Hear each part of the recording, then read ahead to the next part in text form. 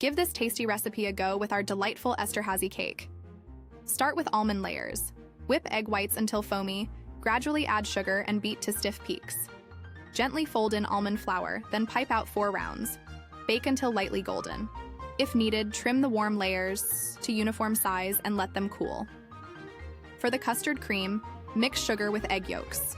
Warm the milk until just boiling, then slowly add it to the yolk mixture, stirring constantly.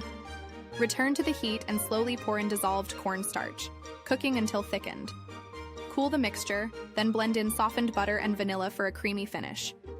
Assemble the cake by layering the almond rounds with the custard cream. For the glaze, melt white chocolate and mix with sunflower oil. Use dark chocolate to create a beautiful web pattern. Finish by decorating with almond flakes. Enjoy this flavorful Esterházy cake. Check the description for full details.